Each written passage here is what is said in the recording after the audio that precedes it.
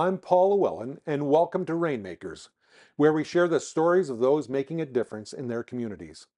In this special four-part series, we're exploring the extraordinary journey of Greg, an active member of Night Shift Ministries, an organization that serves some of the most vulnerable people in Greg's local community.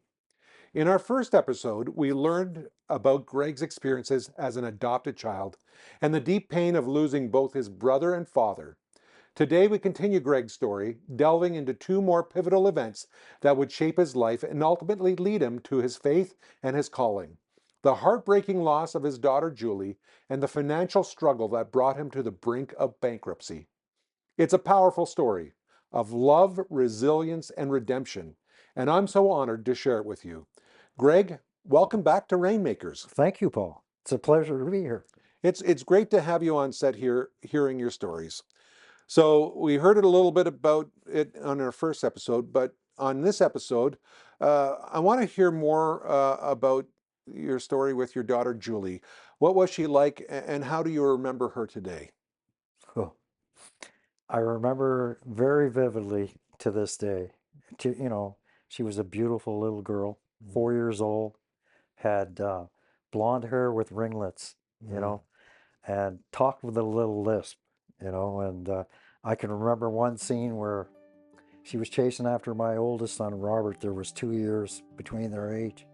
And she would say, "Wabba, Wabba, wait for me," right? And Mm, it's etched in your body, and you feel her, and I miss her terribly. I can imagine. It's just awful that it happened, but it did. How did she pass away? What were the circumstances? Um, it was spinal meningitis. We didn't know, obviously didn't know it at the time. My wife was a nurse, Okay. and spinal meningitis has flu-like symptoms, Yes.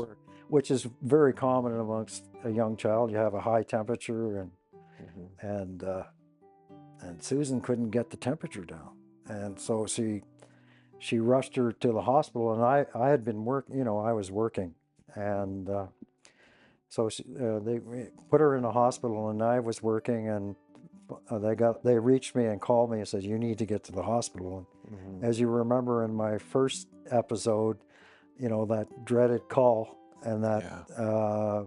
that the ride to the destination. So the ride from where I was working to the hospital was, it brought back those memories. And I was just, this is not good, Yeah. right? My daughter's in the hospital. So we get there, and we're in emergency. And, oh, by the way, I didn't mention this. Both my children had spinal meningitis at the time. Oh, And, really? my oldest boy, Robert, he lived through it, and Julie didn't. Right. So back to the the journey to the hospital, and we got there, and there was a nurse running back and forth, uh, saying she's going to live. Then she'll come back. She's going to die. And I'm going, what? You know, Yeah. and I wasn't a Christian at the time. And I'm going, if there's a God, take me. I want a God to take me. I'll trade places. Just do not take this beautiful little girl, right? And so 13 hours later, she was dead. And that, to this day, still brings tears to my eyes. Yeah. Changes you forever. And you can never really get over that.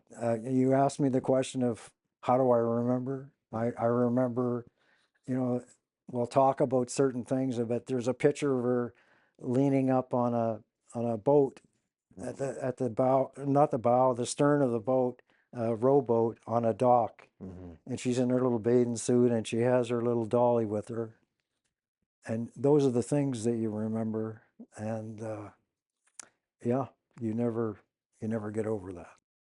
So, how did Julie's passing affect you and your family? Deeply. For me, I went to work. I just engaged myself in work. Mm-hmm. I couldn't come home because my wife she cried every day for 2 years. Every day I would come home and have to relive Yeah. the death of Julie, Yeah. and it was hard to take. And Susan would be sitting in the living room or in the bedroom with a toy and just weeping, and it was hard. It was hard. That's what I did. I went to work and submerged myself in work, uh, drinking, whatever. That's how I self-medicated, I guess would be a best answer to that. Immediately. Right. And I said to you before off camera that marriages are highly volatile when the death of a child. 80 at that time they told us 85% of people end up in divorce. That's right. When losing children. Yeah. So, God had his hands on us. We didn't realize it, but he did. And so that's how I dealt with Julie's death. And I can't speak for Susan, but I can tell you I witnessed her crying for 2 years, every day. Wow. You mentioned putting her death in your mental closet for 20 years, as we talked earlier. What does that mean, and why did you do that? I'll compare it to cleaning your house. When your wife says, "Well, why don't you pick your stuff up and get it off the floor and put it in the closet?" So, I talk about my the four things that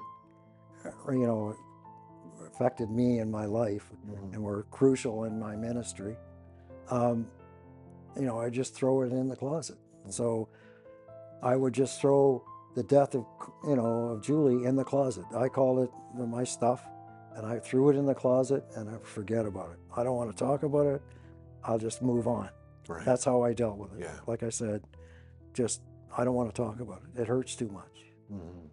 So that was the closet for 20 years. And why did it 20 years?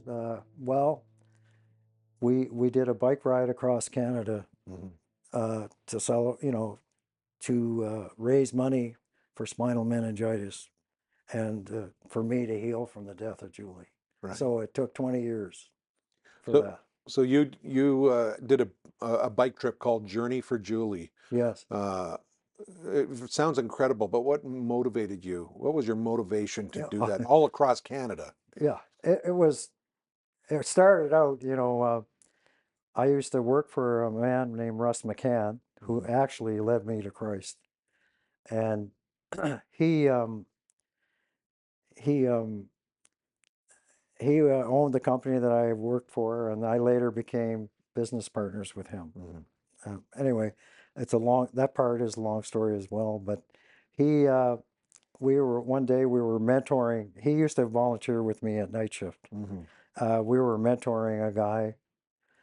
He was a young guy, probably Andrew's age at the time, and he challenged us to a bike race. And I was 50 years old at the time, and Russ was 11 years younger than me, right? So we're going to show this cocky guy that the old guys aren't finished yet. Right. So he took us on this bike. We had a bike race. If you're familiar with South Surrey, we went down 16th Avenue for about 25 clicks, and we're pedaling, and we couldn't make it. We had to get off our bikes and lay down, and this young guy schooled us in the bike race, right? So we said, okay, this can't happen. So we started training to become better bikers, Russ and I. And so we got pretty good at it. And one day Russ says to me, why don't we bike across Canada? I said, what? Are you trying to kill me? And he said, no, let's bike across Canada.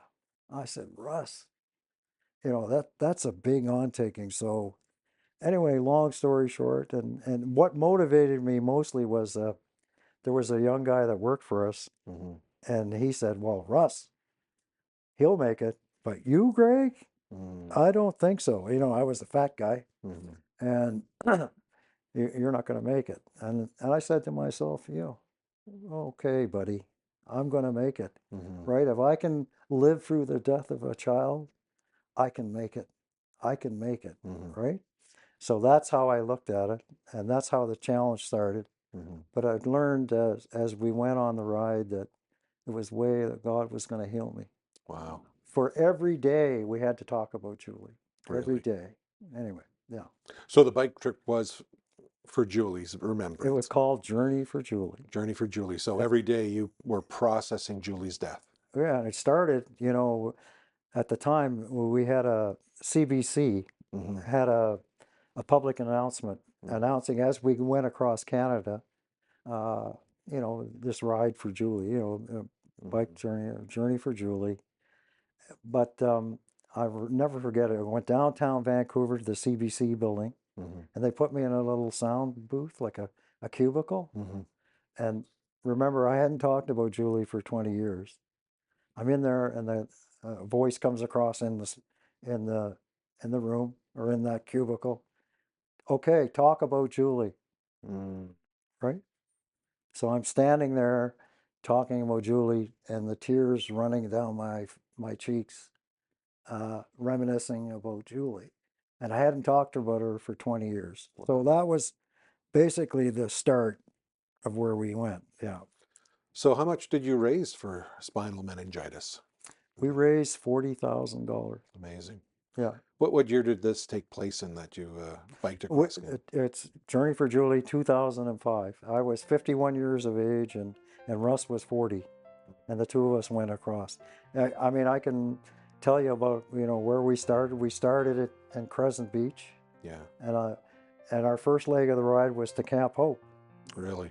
right? Where it was 140 kilometers, you never forget it, right? Mm-hmm. And we went into Camp Hope, and everybody was, receptive, and they were cheering us on. We stayed for the night. It was there was a speaker. Maybe it was you. I don't know. And Yeah. we were speaking, or we were listening, and we started again, and we go all the way. Mm-hmm. We went to up through the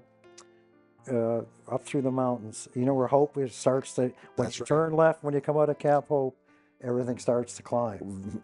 Steep climb. Yeah, a Yeah. big climb, right? Yeah. So we went up to, I'll never forget it. It was 37 degrees out, and I'm going. Doubt starts creeping in. Yeah. And our first climb on the mountain was for 10 kilometers. Wow. You just kept climbing, and it was 37 degrees. And my head felt like it was going to explode. It was so hot. But and I'll never forget my son, Dad, we'll be proud of you if you just make it through BC, Right. let alone the rest of Canada. Yeah. But yeah, and then they would pick us up. We ended up in a town, and we come back to Camp Hope, right? And then we went to everybody sent us off again with prayer and hope. And we continued on the journey. We had some guys that joined us for 7 days, on the ride, and we headed up through Hell's Gate and all those places, and we went up to it's called the Yellowhead. Yeah. And Russ's family lived in Onaway outside of Edmonton, so we had gone up through the Yellowhead, right? Okay. And it was really cool. And without Russ, we never would have gone. Right? They bought a motor home, and the women and the children would go ahead. Yeah. Right. So each day we have a journey mapped out, and each day had a story. Wow. It was 37 days. Okay. We journeyed for 37 days. Every Sabbath, we stopped and rested. And if we were close to an Adventist church, I would share my testimony, and everybody would ask, "What's Journey for Julie?" Yeah. So that's what we did. I mean, we met all kinds of people. Yeah. Met all kinds of people that children died of spinal meningitis. Yeah. Greg, you mentioned this gentleman, Russ. as maybe being a boss and later on a business partner and a cycling partner. Tell me a little bit more how you met him, what happened, and the business transaction that went on between two of you, so that we learn a little bit about your background and his background and what led you on to the next journey Yeah. that you went through in life. Um, I met Russ. I was looking for work. We were struggling, and I was looking for work, and we met Russ, and it was a uh, mutual friend, and he had a gutter company, and he was doing a little bit of siding at the time, Hmm. and so that's how I started, and he was the guy that led me to Christ. Um, Mm. he kept on me about God, and I didn't want to hear about that. I just wanted to, I wanted to go to work Yeah. and get the job, and so I could feed my family. And that's how we met. And he gave me a CD, Mhm. and it was a Friday afternoon in Coquitlam. It was raining as usual. It was dark and dreary, and I that CD was from Herb Larson, Mm. which I'll talk about Herb later. Herb was also very instrumental in my journey, and is now involved with me in a Bible study. Uh, we became really good friends, Herb Larson and myself. But back to Russ, I'm digressing. Sorry, Paul. Um, um, he was asking me about God, and I gravitated to him because he had something that I didn't have. Hmm. People watch you. Yeah. They see something in your face, or you give off this aurora of something different, and Hmm. he gave that off, and I was envious of that. I wanted what he had, and I didn't Mm. have any of that. Wow. And so he he gave me, like I said, he gave me that CD. I put it in the glove box of the truck, Hmm. and threw it away. And it was a tape from her CD saying, read the Bible for an hour every day for 30 days and see what happens. Yeah. How it'll impact your life. But back to where I said this was the defining moment of me finding Christ, or searching for Christ. I said, look, I'm sick and tired of being sick and tired. Mm. I give up. I tears are down my cheeks again. Yeah. I'm I'm I'm just in despair. I said, if there is a God, I cannot continue this life like this. Hmm. It's just not what I signed up for. I give up. Yeah. You got me. Whatever. I will change. I'll do whatever it takes to have something, a life of relevance, a Hmm. life of hope. Right. I want that. Yeah. And Russ was very, very, he was responsible, Mm. and to bring me there. He never gave up, Yeah. uh, on me. We have a tendency to give up on people, Right. and we give up on our street friends. We give up on our family. We give up on everybody. But God doesn't, and Russ didn't, Hmm. and that's what brought me to Christ. Hmm. And you know that's what Russ implement. He impacted my life. Hmm. Uh, we would never have done that bike ride. Right. He would he bought the motor home. It was secondhand, but Yeah. he matched the journey out. Uh, so every day, and Hmm. he loved me so much that he wanted to help me, and Wonderful. we became best friends, Yeah. and uh, And then business partners. and then business partners, Yeah. and yeah. Uh, So with this journey with Russ, when did your financial struggles start happening? Oh, Where they you're were before. Remember, I met Russ. I was in financial okay. trouble at that point, right? I Okay. mean, I was looking for work. Yeah.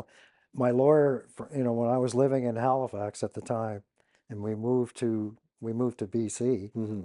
I was going bankrupt at the time. Right. Um, So all my these things were happening around the same time, Yeah, and the as Lord usual. Lord brings a guy named Russ into your life. Absolutely. Yeah. Listen, I used to be a custom home builder, and Mhm. going to rust and siding and gutters. I mean, it was yikes. That's not what we signed up. That wasn't Yeah. as far as status goes. That was terrible. That Right. I'm digressing. Why Mhm. would I want to go to that? You know, but I was drawn to it. Yeah. And there it was. God was drawing me already. Mm. You need to go here. There was something about this guy. I had to Mhm. investigate. Okay, I'm going to ask you, what was your aha moment where you just gave it all and said, I want what Russ has. I want to know this Jesus. I think I said that when in Coquitlam, Really? right? And we did the bike ride, Hmm. and when we after we finished the bike ride, I got baptized in the Cornerstone Church. Okay. After the ride. After the ride. So So, I mean, I a moment that I thought that would it just. What was the question again? The moment. your aha moment with meeting Aha Jesus. moment. Yeah. Okay, that's a tongue twister for me. Yeah. Aha moment. I uh, there were several aha Yeah. moments. I So think. you had a lot going on. You're going through bankruptcy. You're going through loss. You're Yeah. remembering. You're starting to finally deal with your daughter's death, and then God inserts this Christian man in your life, Yeah. the Seventh-day Adventist who Yeah.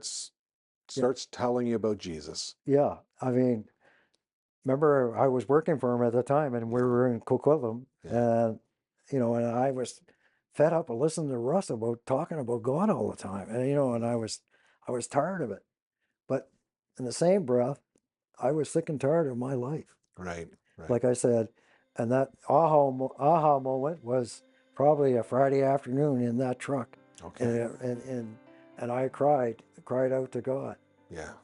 and of course He responded. So what lessons do you think God was teaching you through your close to bankruptcy, your bankruptcy experience as Russ was coming in? What do you think God was he trying to direct you? What did you learn through that The time? bankruptcy, what did I learn from Yeah. that? Wow. Yeah. Well, first of all the possessions and money that we have all belongs to God. Hmm. We're supposed to be good stewards of, and I wasn't a good steward. I would just take money from here and from there and to support my family. When I owed the government tax money or whatever, I used it to support my family. And I wasn't a good steward of God's money. God was trying to teach me that, you know, Hmm. if you're organized, you're tithe, you do all kinds of things to help others, that He will reward you. Yeah. You know, and I didn't have any of those things at that time. Yeah. Just neat to see that progression. There's pain in your life. There's unhappiness. There's things going on in your life, and God just starts to work, Yeah, teaching you a lesson through the whole thing. yeah. It was Yeah. like you can see, it wasn't one all thing. There was Right. a bunch of things that were going on in my life at the time, and Yeah. and God was going to use me in Yeah. a powerful way if I was open to it, Right. to to help others, which in turn would help me. Yeah. So all those four items, in bankruptcy, Yeah. how demoralizing that is. Where you look like you're a failure. Mhm. Uh, I had to get out of town basically. Yeah. My lawyer says, go somewhere else. Your creditors won't chase you as much. Yeah. So go. So we ended up in BC. That's like I said, and declared bankruptcy at that time. Yeah. Thank you for sharing your story of Julie and how her memory continues to inspire the work you do today, Mm. as well as your journey through financial struggles. Your resilience and determination to find hope and healing are truly inspiring, and we want to hear more, but we're going to ask everybody else to tune in to the next time this show is on, and they can hear more of this story. Have you been moved by Greg's impactful story and feel inspired to help us continue bringing these impactful moments to life? Your support is essential for us to keep showcasing the volunteers making a difference. If you would like to contribute to the production of Hope Channel Canada and its ministry, it's easy. Visit agentsofhope.ca, where you'll find various ways to donate. You can do it through debit, credit, Google Pay, Apple Pay, or send an e-transfer to Agents of Hope at hopetv.ca. Prefer mailing a check? Send it to Hope Channel at 1148 King Street East, Oshawa, Ontario, L1H1H8. For a more personal connection, call us at 1-855-4HOPE-TV. That's 1-855-446-7388. And don't forget to subscribe to our YouTube channel, Hope Channel Canada, and click the notification bell so you never miss an episode. You can also watch the show on multiple platforms: hopetv.ca, cable TV, the Roku app, and the Hope Channel app. Are you looking for answers to life's most profound questions? Hope Study provides free online Bible courses that cover essential topics, all at your own pace and from the comfort of your own home. One of the courses, Forgive to Live, explores the power of forgiveness and its importance for emotional and spiritual well-being. This study provides practical biblical guidance to help you let go of resentment and find peace. Discover how forgiveness can bring healing and renewal to life. Signing up is easy and completely free at hopestudy.ca. Begin your journey today and feel free to share this valuable resource with anyone else seeking answers. Uncover life's answers by visiting hopestudy.ca and start your journey today.